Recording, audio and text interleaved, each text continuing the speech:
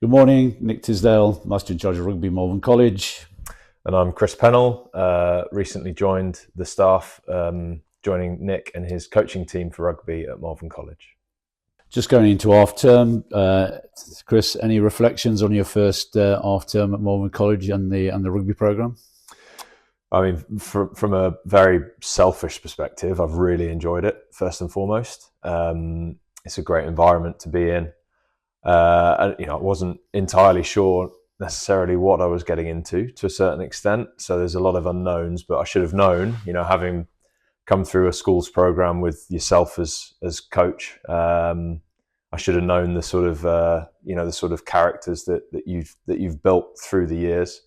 I've been massively impressed. I really have, like genuinely. Yeah, and I know a big mantra of yours is good people make good players, and that shines through for me right the way from the under-14s through to the first team boys. So I've been made to feel extremely welcome, and there's sort of so much, so many positive things, so much we can build upon, and it's exciting seeing those young guys coming through and where they're going to be in 2-3 years from now.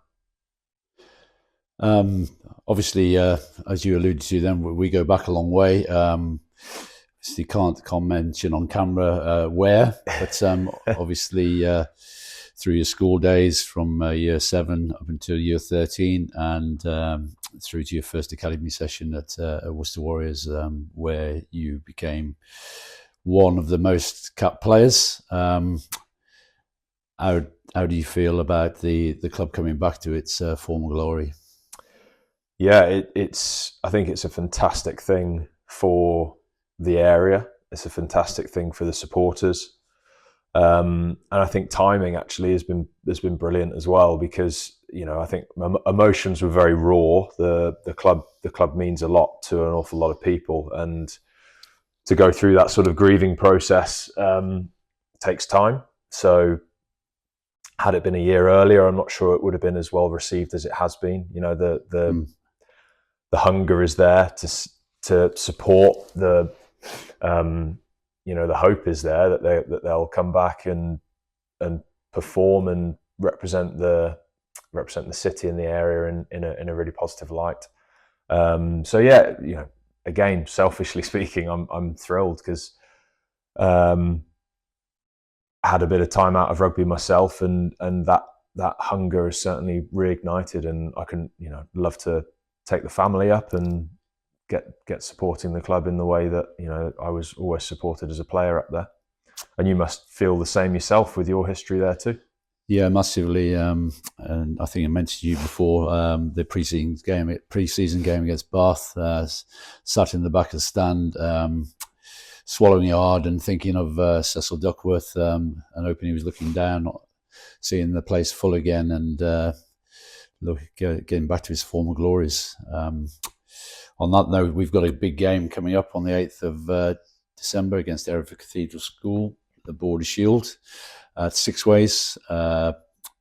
Lunch with legends, Anthony Watson, yourself and Rob Cook, which should be a fantastic occasion for our boys, and one that will live in the memory. Yeah, I think it's times like that you don't appreciate it necessarily until you've left school and you look back at it. In years gone by, we had competitive fixtures, or there was always one fixture of the year that you built up to. So to have an occasion like the Border Shield at the school, and I can again sort of you pick up on just some of the small conversations you overhear where boys are talking about it. They're talking about it from September. To have that highlight, to have that thing to aim for, and build towards, it's huge. It's huge for the lads. It's huge for the school. And as I say, it's probably only afterwards, when you look back 10, 15 years down the line, that you really truly appreciate those moments and what it means to you, the character it develops. And very much fond memories, regardless of results. It's about It's about the occasion. It's about testing yourself against strong opposition. It's about the level of support and, you know, an environment that can be pretty uncomfortable at times, right? When you're in front of lots of people and there's the pressure on, it builds character. It makes strong individuals. And for you, have you got any outstanding memories from, firstly, your school days, secondly, from I can remember your first academy game, to be honest, and then lastly, from your playing days at Six Ways, is any outstanding memories from those 3 times in your life?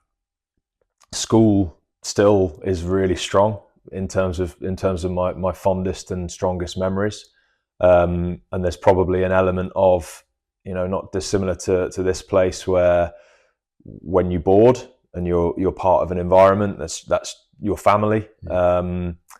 So, you know, some of the opposition that we beat, and maybe, I don't know, but probably on paper we shouldn't have. You know, when that collective effort overcomes individuals in a team like that you can't replace that, and that applies the same in terms of, as I move forward through my career at Worcester, it was always those teams that you ended up beating where you were written off from the start. So we, you know, you look at the Bristol promotion games, for me, will always be right up there, just because of the emotions involved. And then things like we beat Exeter Chiefs at their place. We were the first team to do it in 2 seasons.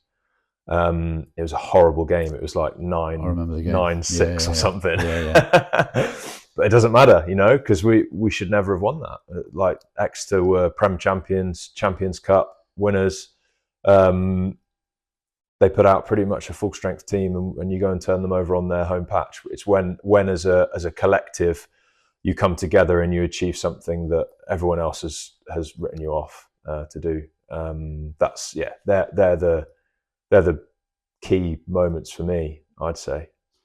And lastly, in terms of, obviously you've been here, 6 weeks, 7 weeks, and our rugby program, if you were explaining to somebody, or a parent or a prospective parent, and their siblings, in terms of the rugby program here, what would you say? So I would say that, first and foremost, again, going back to your mantra, good people make good players. It's about the person first, and that's clear. That's been clear to me from day one. I spoke about the environment and it being a family. It's certainly got that feel. It's about developing the person, and rugby, of all sports, is the perfect medium to do so, because it's a challenging game. You get put in uncomfortable situations and you have to learn to cope with that. It's about building character, and that shines through. And the quality of coaching that you've got here, the program that you've built, and the way that it's supported, I'd be surprised if there are any or many environments that would be able to match that. So the foundations here are incredibly strong, both from a building the person, but also you know, where the rugby program could go, and the success that I'm sure it will bring in the future with the right people coming through. I guess that some people judge your program solely on results, where development's at the forefront of what we do, developing the person and developing the player. Can you give us a few examples of what you've witnessed here in that short time? Yeah, absolutely, and I couldn't agree more. And actually, I think that hard times, and I think that facing defeat is, again, it's such an important part of life. We very rarely reflect if everything's going well all the time, and results can hide things. Results can hide issues in the background. They can hide, you know, issues in the environment. So yeah, you're absolutely right. We play a very, very tough rugby. We've got a very tough rugby fixture list against schools who, again, on paper, there's no way we should be competing with them. And yeah, I've been blown away by the commitment that the guys have shown from, right the way through the match. There are times where, the human sort of element and the psychology kicks in, where you can see they question, are they worthy to be on the pitch against a team like this? Yeah. But I've seen them pull together. I've seen them again probably punch above their weight, and just through sheer character. And you can't coach that. That's not something you can coach in rugby. It's instilled from a young age, and being in the right environment to build that character and build those people. Obviously, you made it as a professional rugby player for many years, and obviously that all started at school. Would you say we've got the right infrastructure here for boys to go on and do the same as replicate what you did when you were a schoolboy? I can see many crossovers. I can see, again, on paper, probably maybe a less popular school when it comes to some of the international, selections, etc. Possibly overlooked on occasion, so that I can see huge similarities. But in terms of, again, reflecting back on my time, I don't think I ever really expected to be a professional rugby player at any point, which I think was a blessing in a lot of ways. Yeah, there was never that sort of pressure, and had I been in a different environment, maybe it would have been different. But it was always about me as an individual first and foremost, and building that resilience, and learning how to cope with harder times against bigger schools, against better opposition. And it was those life lessons that stood me in good stead. They made me into a good professional athlete at the end of the day. Yeah. So without a doubt, the crossover here is uncanny, really. So there is absolutely no reason why we can't have boys coming through this program and moving on to the professional game and thriving in it, because I think they're coming from humble beginnings, which will stand them in really good stead. No, good to hear, and refreshing too. And lastly, you've got a big challenge of your own coming up this weekend. Can you tell us a little bit about that? Yeah, absolutely. Yeah, I'm basically going to be walking up mountains. We've got 6 teams of former rugby players going out to Chamonix in France, and we've got it's called Meet Your Mountain. We've got 2 days. Basically, it's just how far and how high can we hike. So it will get the competitive juices flowing again for sure. I'm lucky because we've got Connor Carey, who is a former tight head prop in our team. So you can only go as fast as the slowest man. Correct.